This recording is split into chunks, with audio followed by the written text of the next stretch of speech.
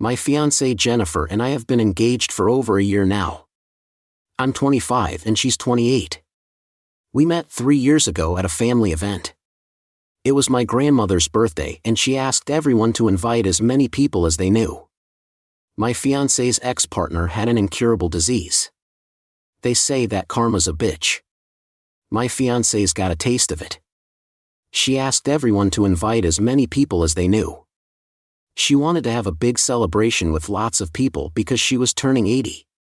My grandparents are very wealthy. They own a very successful jewelry company that I'm not going to name for personal reasons. I think one of the reasons for their success is that they know how to say no. They're very careful with money and stick to a budget, even though they're very wealthy. My parents work for the company too and are almost as wealthy as them. I'm not trying to show off how rich my family is. This was a big part of my experience with my fiancée. Money was involved. A few days before my grandmother's birthday, she told all her grandchildren to bring at least 5 people to her party. My grandmother has 12 grandchildren, so you can imagine how many people were there. This list doesn't include her. There were children's guests and their own guests at my grandmother's birthday party. It was like a carnival. There were over 300 people there. It was a party that had a lasting effect on my life. My siblings and I dressed our best because we did not want to disobey her request for us to look presentable. We liked parties, but I didn't think our grandma could throw a party that would appeal to younger people. I didn't look forward to it and thought it would bore me to sleep, but I was wrong.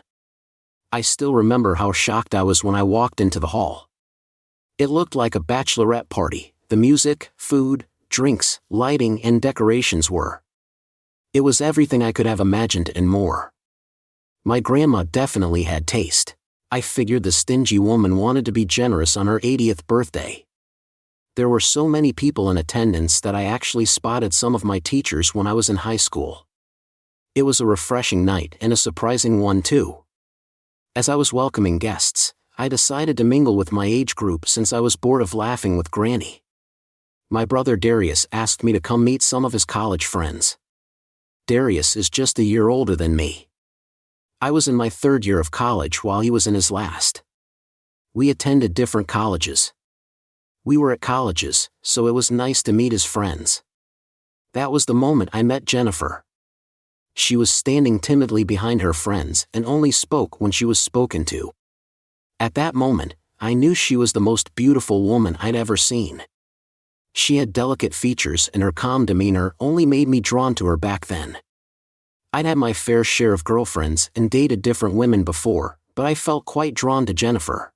I remember staring at her for a very long time, but she didn't even notice me.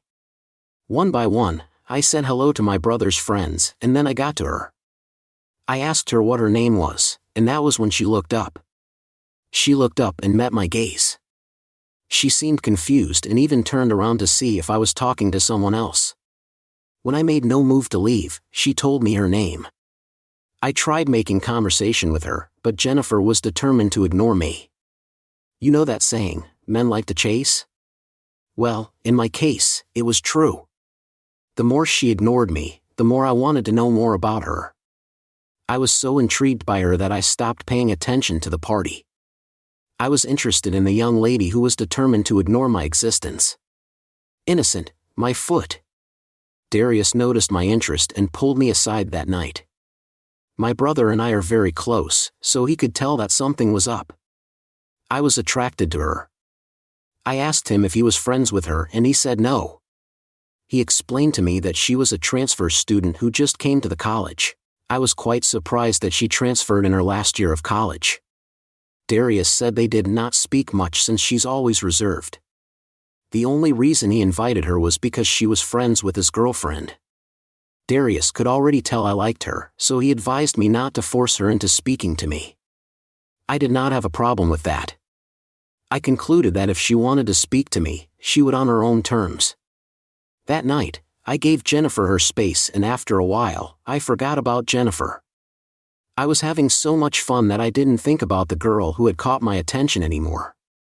My grandma later called all her grandchildren for a toast during the party. We grabbed our glasses of wine and joined her on the stage. It was a nice moment because even though the woman is stingy, she loves her grandchildren. When the night came to an end, it was time to escort the guests out and give them their parting gift. I remember seeing Jennifer whisper something to her friend before pointing at me. They seemed to be in a serious conversation. I didn't think about it much back then, but now I understand what that conversation was all about. Right after their conversation, Jennifer walked over to me and stood right in front of me.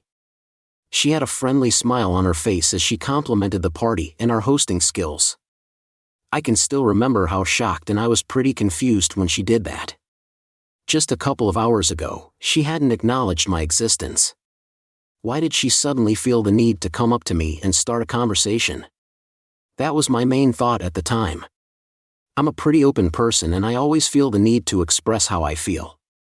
Back then, that night, I asked her why she'd suddenly come up to me to start a conversation. I asked her straight out. She laughed it off and said she needed time to get used to the environment before she'd be more responsive. I believed her right away and was back to crushing on her. We spoke for a while before my grandma called for me. I only realized that I forgot to ask for her number when I went to bed that night. I can still recall how annoyed and disappointed I was when I got into my room. I missed the chance to ask for her number when I had the perfect opportunity. 2 weeks after that day, something unusual happened. I got a Facebook friend request from Jennifer. I know how that sounds. I should have been relieved that I had a way to contact her, but I wasn't.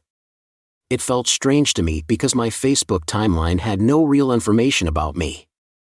I used a different name, a picture of a car, and just randomly posted anime memes. Even my own brother could tell it was my Facebook account. I didn't even have any of my family members as friends. I'd never been into social media, so I just wanted an account where I could post anonymously. So when I got the friend request from Jennifer, I had to do a double take. It felt quite mysterious. I spent a few minutes thinking about it before I finally accepted the friend request. What was even stranger was that she sent me a message addressing me by my real name. Hi Ryan, I could have asked Darius to get Jennifer's number from his girlfriend, but we had a kind of unspoken rule where we wouldn't help each other out with dating. We all felt like we didn't want to be responsible if things didn't work out. Well, mine didn't work out from chatting. We chatted on Facebook all night, and Jennifer and I went on a few friendly dates, including ice cream and jogging. I liked Jennifer a lot and tried to see her as often as I could, even though I was busy. She was great, really nice to my friends and family. She even offered to help my grandma with baking, which was a big deal for my grandma. Jennifer was the perfect girlfriend, caring and loving. I fell in love with her all over again every time we met. There were no red flags at all. I know red flags when I see them, so I'm sure you can trust me on this.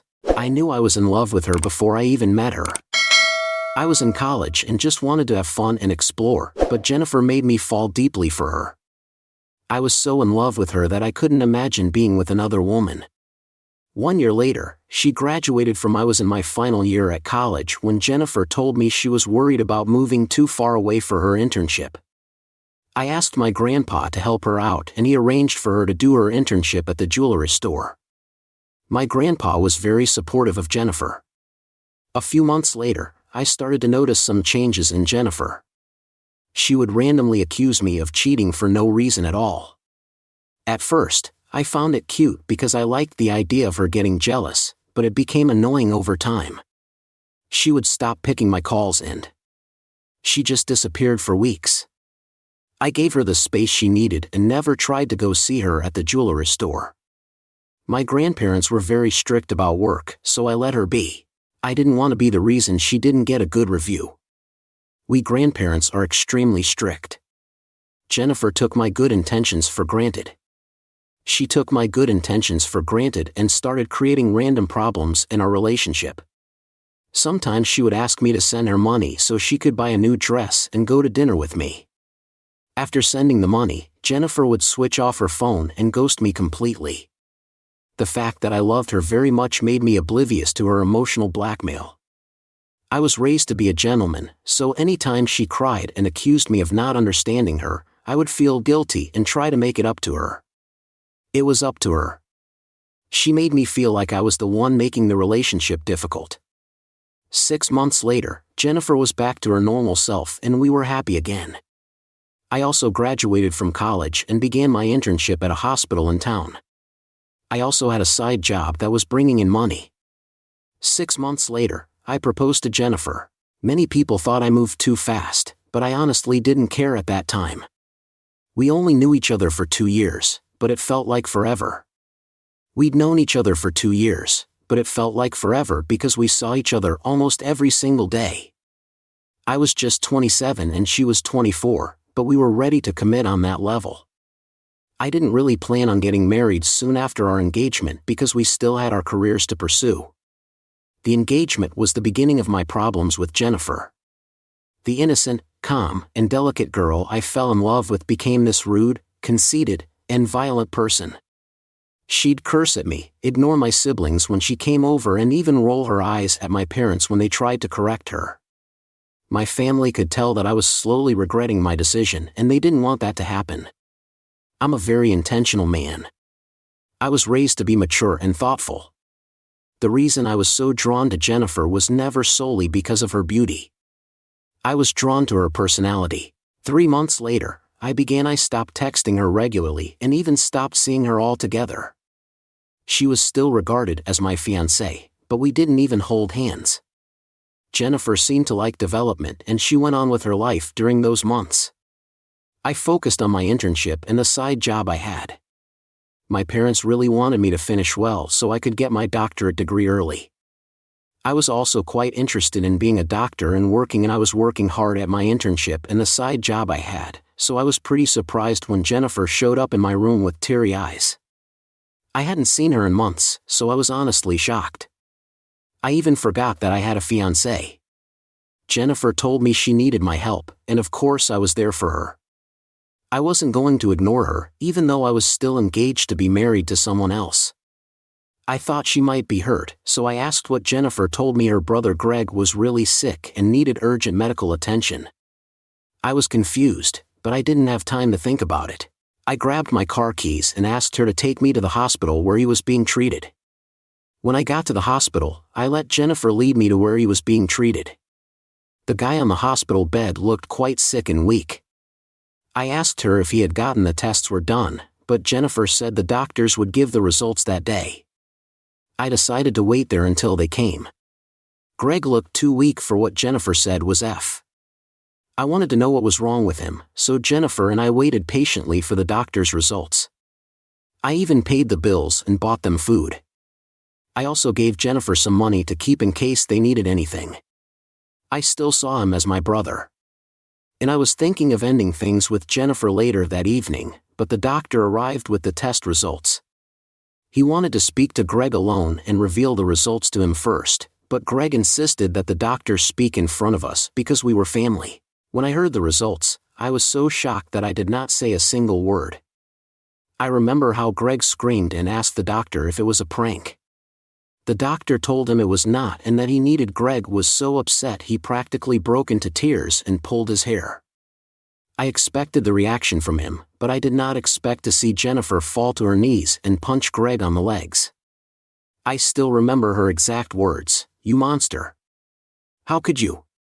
You knew you had STD yet you slept with me all these months without protection." I was shocked, to say the least. I did not understand what she meant at first until it all suddenly came rushing to me. Greg was not her brother. He was her lover. He was the man she had been cheating on me with. I had foolishly paid $5. I left the hospital without waiting another second. I drove home, and the last time Jennifer and I had been intimate was over a year ago. We always used protection, but I needed to be sure I got tested that same day. After a few days, I tested negative. That was 3 months ago. My family were the most surprised. They were thankful that I dodged a bullet with Jennifer. I later discovered that Jennifer had been stealing from my family's jewelry store. She was only with me for money. Everything was planned by her, even the night at the party when she came to say goodbye to me in that Facebook friend request. She had been stalking my brother and I after she found out who our grandparents were. That night, when she saw my grandma call her grandchildren to the stage, she got the confirmation she needed. She couldn't get with my brother because he was dating her friend, so she chose me. We also discovered that the reason Jennifer transferred from her previous college was because she got into trouble with. Thankfully, I managed to escape her clutches and discover her identity before it was too late. I'm now happily married. I still get goosebumps when I think about how foolish I was, but hey, life is a lesson, right? Update: I never expected my story to get as much attention as it did. Thanks to everyone who read this and shared their thoughts. You all called Jennifer a witch, and you were right. It's been 6 months, and I later discovered that Jennifer got STD. I don't know how serious her situation is, but I was told she moved out of town. Jennifer had been cheating on me from the very first day we started dating. Luckily for me, she only started dating Greg months after I stopped seeing her. Jennifer got what was coming to her. I really dodged a bullet. I hope you all learned something from my traumatic experience. I have learned a lot from it. Life's better now that I don't have an emotional abuser with me.